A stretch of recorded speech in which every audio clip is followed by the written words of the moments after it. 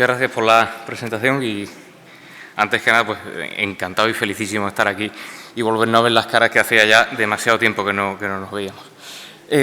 Bueno, la embolización bariátrica es el tema quizás de las cosas más novedosas y más controvertidas bajo mi punto de vista.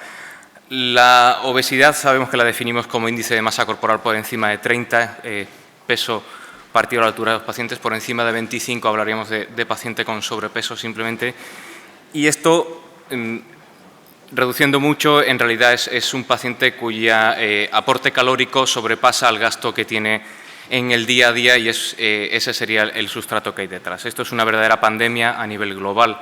Aproximadamente el 20-25% en algunas poblaciones tiene obesidad y el 70% en algunas poblaciones tiene sobrepeso. Y esto es todavía más importante cuando hablamos de obesidad infantil, ¿verdad? Se sabe que aproximadamente unas 200 enfermedades están directamente relacionadas con la obesidad y eso pues supone un cargo sociosanitario pues muy importante derivado de esta situación. A la luz de esto se ofrecen distintos tratamientos para el manejo de esta pandemia, bien sean cirugías restrictivas, malabsortivas, combinaciones, técnicas endoscópicas, dietas milagros o fármacos, todo ello con sus posibles riesgos, con sus posibles efectos secundarios y sus contraindicaciones, ¿verdad? Bien es verdad que las técnicas más taxativas que reducen la ingesta de los pacientes, quieran ellos o no, pues son las técnicas quirúrgicas. Nace entonces, a la luz de los conocimientos de una hormona que aparece detrás como tener un cierto papel en la cuestión de la obesidad, que es la aparición de la descripción de la hormona de la grelina. La hormona de la grelina es un neuropéptido que se sintetiza en el fundus gástrico y que parece que a altas síntesis de grelina se relaciona con un aumento en el hambre de los pacientes. Nace entonces la idea, o empieza a calar la idea de que disminuyendo la síntesis de grelina, vía embolización, vía atrofia del fundus gástrico, debería de disminuir la sensación de hambre del paciente y, en consecuencia, debería de reducirse el peso de estos pacientes.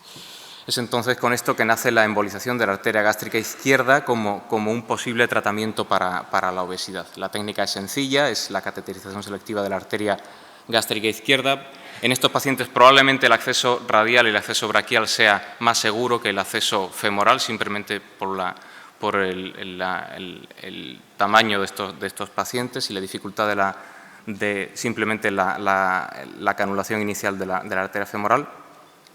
La esqueletización del tronco celíaco y de la vascularización gástrica, paso por encima de ellos porque todos no lo sabemos con sus posibles variantes anatómicas, y la embolización distal de las ramas de la arteria gástrica izquierda con alguna otro agente embolizante como ahora veremos, ¿no?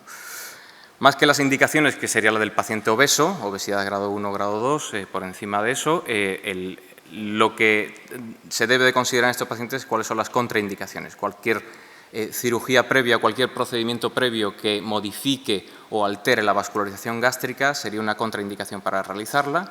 También sería una contraindicación la situación del paciente que promueva la aparición de úlceras gástricas, también sería contraindicación, ya que nosotros con la embolización de la arteria gástrica izquierda vamos a promover una isquemia y, en consecuencia, una probable úlcera isquémica en estos pacientes. Lo que vamos a conseguir es una reducción en el tiempo a un año vista que son las series aproximadamente más largas que hay, de aproximadamente el 10% de estos pacientes, con una disminución también de la sensación de hambre. Vemos en esta diapositiva que al final del año tenemos un ligero repunte tanto en la sensación de hambre como en el peso, pero aproximadamente un 10% en la reducción del peso. Derivado de esto hay una tendencia a la mejoría del perfil lipídico de estos pacientes, hay una mejoría de la ratio HDL-LDL, hay una mejoría en el colesterol total, una mejoría en los triglicéridos. Hablo de tendencia a la mejoría, no hay diferencias estadísticamente significativas en estos datos publicados. También hay una mejoría, reduciendo el 10% del peso, en el perfil de la glicemia de estos pacientes, en el manejo de la hemoglobina glicosilada. Pero este procedimiento no está libre de controversias y me parece lo más interesante. En primer lugar, que este procedimiento muy novedoso, actualmente no tiene trials como tal verdaderamente en marcha. Tiene series de pacientes que no llegan a 100 pacientes en global, donde también las indicaciones o el peso de los pacientes, el índice de masa corporal de estos pacientes también es heterogéneo en cuanto a lo que se ha establecido. Índices de masa corporal por encima de 40, por encima de 30, pacientes simplemente con obesidad, rangos muy variables entre 40 y 60. Las indicaciones actualmente no están del todo definidas. Y por otra parte, hay que hablar del índice de masa corporal como indicación propiamente de estos pacientes. En la imagen veis a dos pacientes cuyo índice de masa corporal es exactamente el mismo, es de 32. Uno es nuestro amigo Kiko y por otro lado tenemos al campeón 5 veces consecutiva de los CrossFit Games, Matt Fraser, ¿verdad? Sensu estricto, los dos pacientes son candidatos a embolización bariátrica, pero hay evidencias o hay diferencias más que evidentes para considerar uno u otro. Y es que no podemos, o hoy ya no debemos hablar de índice de masa corporal, sino que debemos hablar de la estimación de la grasa corporal. La obesidad no es el peso lo que mata o lo que produce enfermedad, es la cantidad de grasa lo que provoca los daños. En segundo lugar, es el agente embolizante. No hay una unidad de criterios. Se han utilizado partículas de 300, 500, 500, 700, partículas de PVA. No está claro y no hay una homogeneidad ahora mismo en la serie de casos de qué partícula es la ideal para usar, como tampoco cuál es el endpoint de la embolización de la arteria gástrica izquierda. Hay incluso estudios que han, últimamente, el último artículo, lo que se hace es una embolización de la arteria gástrica izquierda versus una embolización fantasma, una embolización simulada. Artículo que además no está publicado por radiólogos intervencionistas, sino que está publicado por cardiólogos. Sería cuestionable también ver si en un procedimiento tan absolutamente novedoso una embolización fantasma pues sería lo indicado de establecer como punto de partida, ¿verdad? En cuanto al seguimiento, tampoco hay una homogeneidad. Tenemos series que van de los 6 meses a otros que van a los 15. Tenemos algunas series con muy pocos pacientes, pero seguimiento a los 2 años, con pérdidas ponderables, como digo, también en torno al 10%.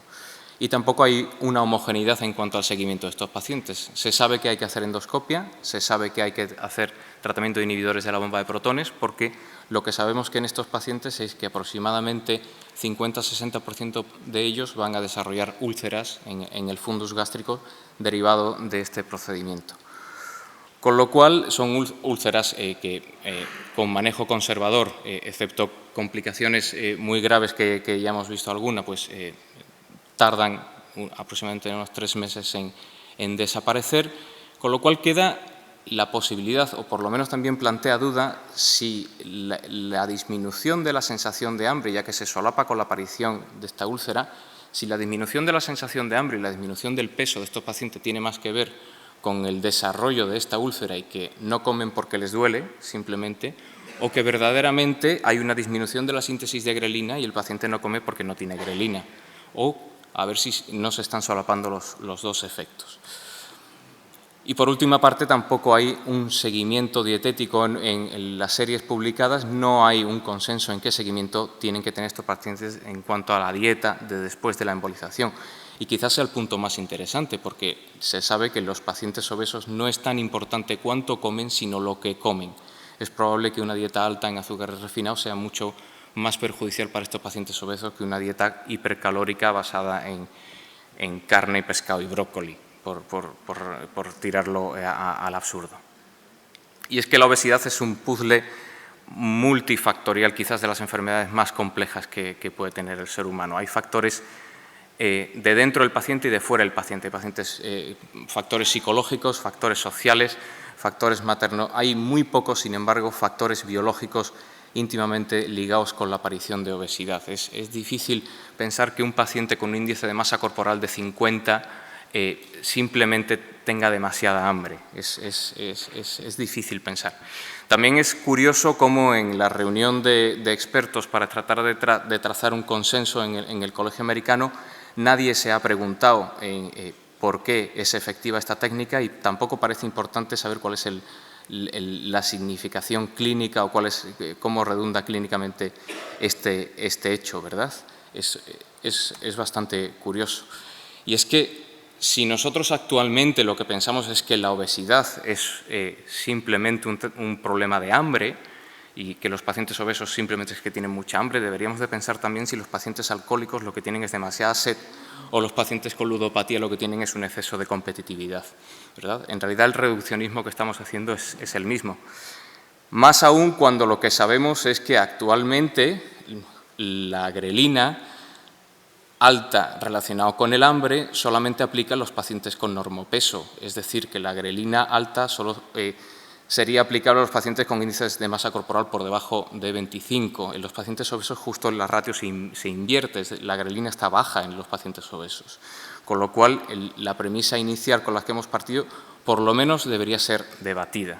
Incluso si el endpoint que consideramos de una pérdida ponderal del 8 o 10%, lo damos por bueno, no ya como radiólogos intervencionistas, sino como médicos. Si consideramos que una dieta o una intervención en un paciente con considerar que va a reducir el peso al 10% nos es suficiente para meternos en ello, es probable que lo que estemos sea valorando como positiva cualquiera otra de las dietas milagro que consiguen efectos muy superiores a esto y simplemente tienen que ir a la farmacia los pacientes, ¿verdad? También debemos de preguntarnos qué pasa con la embolización gástrica a 5 o 10 años vista. ¿Qué opciones terapéuticas posteriores damos a estos pacientes? Dudo que ningún cirujano se meta a hacer un bypass de gástrico después de que alguien le haya hecho una embolización de la gástrica izquierda, ¿verdad? ¿Qué otras alternativas le damos a estos pacientes? ¿Qué va a pasar con ellos? Y verdaderamente si le hemos modificado en algo su sustrato de base, que no es el hambre ni la grelina, es un concepto muy superior, ¿verdad? Como puntos clave me parece que deberíamos de ahondar más en si es tan importante la grelina como pensamos como target de un tratamiento endovascular para tratar la obesidad, que debemos de considerar que hoy por hoy la embolización bariátrica es un tratamiento absolutamente off-label para el manejo de la obesidad y que necesitamos estandarizar la técnica y el manejo o periprocedimiento en estos pacientes y que en este sentido sería muy útil el tener un registro prospectivo randomizado internacional de esta técnica para saber qué hay debajo y qué beneficio real le estamos ofreciendo a estos pacientes. Muchas gracias por estos minutos.